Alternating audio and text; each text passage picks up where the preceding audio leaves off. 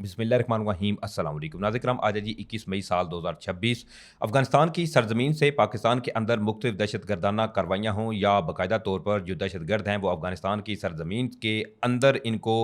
मुख्तलिफ चीज़ें जो फैसिलिटेट की जा रही हों, ना सिर्फ फैसिलिटेट किया जाए बल्कि अफ़गान तालिबान की जो गवर्नमेंट है वो बाकायदा तौर पर पाकिस्तान के साथ मुख्तलिफ ऐसी शरंगेजियों से बाज नहीं आ रही। और इसकी रीज़न ऑलरेडी आपके सामने है कि जब से भारत और अफ़गानिस्तान के ताल्लुकात जो हैं वो बेहतर हुए हैं तो अफ़गानिस्तान जो है वो बारहा पाकिस्तान के साथ जंग छेड़ने की मूड में नजर आता है। और पाकिस्तान के अंदर मुख्तलिफ जो धमाके हैं, इसके अलावा पाकिस्तानी सिक्योरिटी फोर्सेस के ऊपर हमले, इनकी कई जो कोशिशें हैं वो की भी जाती हैं। लेकिन आज ही पाकिस्तान की जानब से अफगानिस्तान के जो अड्डे हैं इनके ऊपर क़यामत बर्पा की गई है। इस हवाले से कुछ इंतहाई अहम तीन डिटेल्स हैं और साथ साथ कुछ ऑपरेशन हैं, उनकी डिटेल भी इस वीडियो में मैं आपके सामने रखूंगा। और साथ साथ ईरान और अमरीका के दरमियान मुज़ाकरात के हवाले से, चूंकि अभी ये तफसीलात भी सामने आ चुकी हैं कि जो फाइनल जो प्रपोजल है अमेरिका का वो ईरान के हवाले किया गया है। अब इसके हवाले से फर्दर कुछ ऐसी डिटेल सामने आ रही हैं जिसमें एक मरतबा फिर से ईरान और अमेरिका के दरमियान जो सूरत हाल है वो इंतहाई कशीदा होती हुई नजर आ रही है। ये तमाम तर डिटेल्स हैं जो इस वीडियो में मैं आपके सामने रखने की कोशिश करूंगा।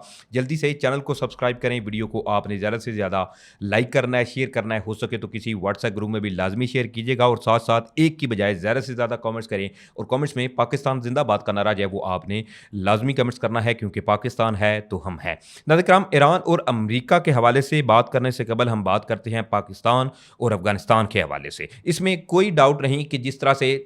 बाकायदा तौर पर रशियन जो रिपोर्ट थी वो भी मंजर-ए-आम पर आई कि 30,000 के करीब जो दहशतगर्द इस वक्त हैं वो अफ़गानिस्तान के अंदर मौजूद हैं। और इस वक्त जो अफ़गानिस्तान की सरज़मीन है वो दहशतगर्दों की एक अमाजगाह बनकर रह चुकी है। दूसरी तरफ टीटीपी तहरीक तालिबान पाकिस्तान की बात हो या फिर कलअदम दाइश की मुख्तलिफ दहशतगर्द तंजीमें जो कि इस वक्त अफ़गानिस्तान में बाकायदा तौर पर सरगर्म है। तो अब इसके हवाले से सबसे पहले तो जी पाकिस्तानी सिक्योरिटी फोर्सेज की जानब से कुरम के अंदर एक इंतहाई अहम तरीन कार्रवाई की गई है। और ये कार्रवाई इसलिए भी अहम है कि इसके अंदर एक कहें कि दर्जनों के हिसाब से जो दहशतगर्द थे इनको ठिकाने लगाया गया। बड़ी अहम तरीन डिटेल्स हैं, आपने गौर से सुनना है। नाज़रीन, इस हवाले से जो ज़राए हैं वो ये तफसीलात फराहम कर रहे हैं कि कुरम के अंदर जी दहशतगर्दों के दो ग्रुप्स में एक तो खून रेज तसादम हुआ है जिसमें 18 के करीब जो दहशतगर्द थे वो मारे गए हैं। अब ज़िला कुरम का एक इलाका है सेंट्रल कुरम, इसके अंदर जी दहशतगर्दों के बचाए जा रहे हैं कि दो ग्रोह थे जिनके दरमियान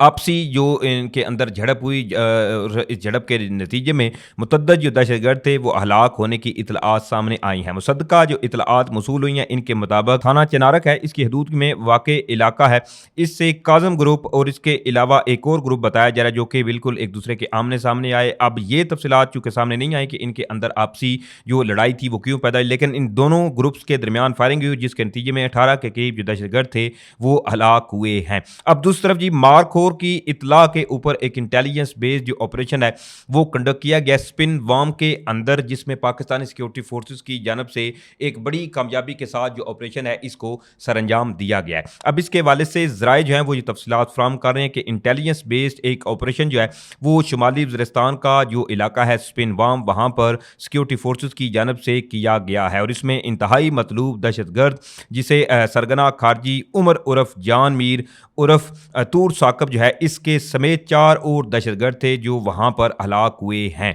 अब इसके हवाले से फर्दर ये बताया जा रहा है कि खारजी जो सरगना उमर उर्फ जान मीर उर्फ साकब तूर जो है इसके सर की कीमत 30 लाख रुपए ऑलरेडी मुकर्रर थी।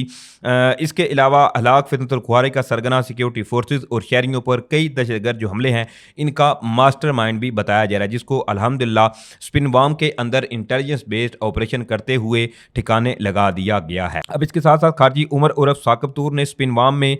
जो मस्जिद थी इसके इतराफ इलाके में जेर ज़मीन बंकर, सुरंगे और बारूदी जाल जो थे वो बिछा रखे थे। सिक्योरिटी फोर्सेज ने मरबूत हिकमत अमली के तहत दहशतगर्दों को घेरे में लेकर हलाक किया। ये स्पिनवाम के अंदर पाकिस्तानी सिक्योरिटी फोर्सेज की जानब से ये कार्रवाई जो थी वो की गई है, जिसके अंदर ये इंतहाई अहम तरीन और मतलूब जो दहशतगर्द है बताया जा रहा है जिसको ठिकाने लगाया गया है। अब इसके साथ साथ एक और बड़ी अहम खबर है और वो खबर है नाज़रीन के पाकिस्तान की जानब से एक और बड़ी अहम कार्रवाई जो है वो की गई है और जिसके अंदर मैं कहूँ कि जो बन्नों के अंदर हेडक्वार्टर के ऊपर जो हमला हुआ था, इसका बेसिकली ये मास्टरमाइंड बताया जा रहा है, इसको भी ठिकाने लगाया गया है। सिक्योरिटी फोर्सेज ने इंटेलिजेंस बेस्ड ऑपरेशन करके फितरतुल ख्वारी के सरगर्म कमांडर बसीर को हलाक कर दिया गया। कमांडर बसीर जो था वो 30 सितंबर 2025 को FC नॉर्थ बलोचिस्तान हेडक्वार्टर पर हमले का मास्टरमाइंड और इसका इंचार्ज था। इस हमले में मुलव्वस 15 दहशतगर्दों मुख्तलिफ कार्रवाइयों में पहले ही क्योंकि हलाक कर दिए गए हैं और ये मास्टरमाइंड जो अभी बचा हुआ था बसीर, इसको भी हलाक कर दिया गया है। 14 और 15 मई की शब सिक्योरिटी फोर्सेज ने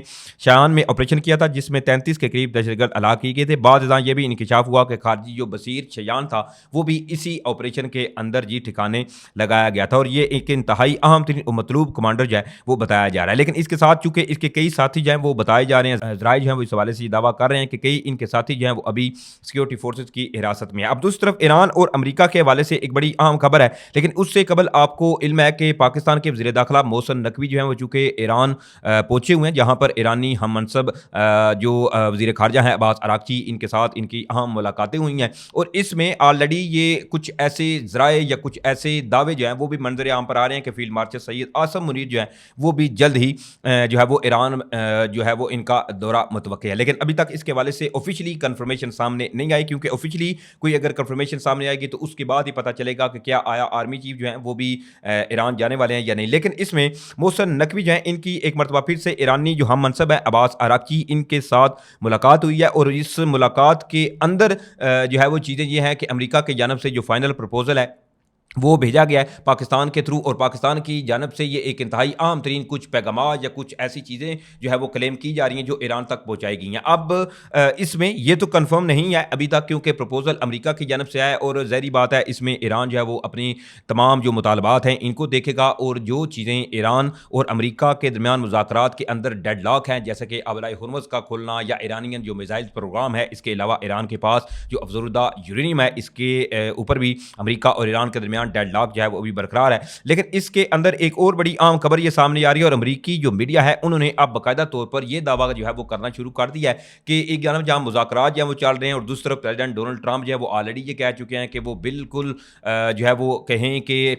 स्टेज पे थे जहां पर वो ईरान के ऊपर हमला करने वाले थे, लेकिन इसमें कतर और सऊदी अरबिया और मुत्तहिदा अरब अमारात की दरख्वास्त के ऊपर जी उन्होंने जो हमला था ईरान के ऊपर इसको पोस्टपोन किया था। और यानी कि एक सादा से अल्फाज में बताऊं तो और प्रेसिडेंट डोनाल्ड ट्रंप जो है इनकी जानब से ईरान को एक धमकी लगाई गई थी कि अभी भी आपके पास वक्त है कि अमेरिका और ईरान के दरमियान जो मुज़ाकरात हैं इनको एक्सेप्ट करें, टेबल पर बैठकर तमाम चीज़ें जो है वो मामलात को जो है वो तय करें, वरना जो है वो अमेरिका ईरान के ऊपर जी हमले करेगा। लेकिन इसमें अब अमेरिकी मीडिया की जो रिपोर्ट मंजर आम पर आई है इसमें यह दावा किया जा रहा है कि ईरान जो है इसने ड्रोन्स की पैदावार को एक तो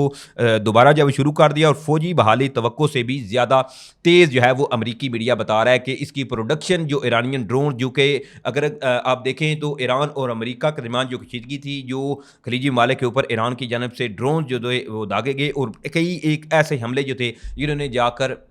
अच्छा खासा जो खलीजी माले के अंदर नुकसान था वो भी किया था। अब इसके हवाले से नज़र हम अमरीकी चैनल जो है इन्होंने इंटेलिजेंस हवाले से ये इंकशाफ किया है कि ईरान की फौजी बहाली जो है वो तवक्को से ज़्यादा तेज़ है और ईरान ने ड्रोन्स पैदावार जो है वो दोबारा शुरू कर दिया। अमरीकी चैनल का ये भी कहना है कि ईरान की तैयारी से खिते में सिक्योरिटी खदशात एक बार जो है वो फिर से बढ़ चुके हैं। इस हवाले से अमरीकी अहदेदार का ये कहना है कि ईरान ने बहाली जो मामलात हैं इनमें इंटेलिजेंस कम्यूनिटी के तमाम अंदाज़ों को पीछे छोड़ दिया। यानी कि अब ये अमरीकी मीडिया खुद ये क्लेम कर रहा है और ये दावा किया जा रहा है कि अमेरिका की जो इंटेलिजेंस एजेंसीज थी उनके पास जो क्लेम था या जो उनकी एक्सपेक्टेशन थी ईरान के हवाले से या ईरानियन ड्रोन और इनके जो प्रोडक्शन है इसके हवाले से, उसको भी ईरान ने पीछे छोड़ दिया और अब तेज़ी से ज़्यादा जो फर्दर जो मजीद ड्रोन है इनकी प्रोडक्शन का ईरान की जानब से आगाज़ कर दिया, क्योंकि ईरान भी एक जानब जहाँ इस चीज़ों को बड़े बखूबी जो है वो देख रहा है कि इन केस अगर इनके ऊपर जो मुज़ाकरात हैं वो नाकाम हुए तो अमेरिका की जानब से जो पॉसिबिलिटी जाहिर की जा रही है कि अभी भी किसी भी लम्हे जो स्ट्राइक्स हैं वो हो सकती हैं, तो इसके अंदर ईरान अपनी रिटेलिएशन जो रिस्पॉन्स होगा ईरान की जानब से इसकी तैयारियां करता हुआ ईरान नजर आ रहा है। लेकिन अब लेट्स सी अमेरिका की जानब से जो प्रपोजल आया है और इस वक्त पाकिस्तान से वज़ीर दाखिला मोहसिन नकवी साहब जो हैं वो इस वक्त ईरान के अंदर मौजूद हैं। अब देखते हैं कि ईरान और अमेरिका के दरमियान जो मुज़ाकरात हैं इनके हवाले से क्या चीज़ें सामने आती हैं, क्योंकि इस वक्त पूरी दुनिया के जो नज़रें हैं वो इस वक्त ईरान और अमेरिका के इन्हीं मुज़ाकरात के ऊपर पर जमी हुई हैं, क्योंकि आबनाए हुर्मुज़ की वजह से तमाम जो आमदोरफ्त है ऑयल टैंकर्स की या दीगर समंदरी जो रास्ते हैं वो अमरीकी ब्लॉकेड हो या आबनाए हुर्मुज़ की जो ईरान की जानब से ब्लॉक किया गया है, इसकी वजह से जो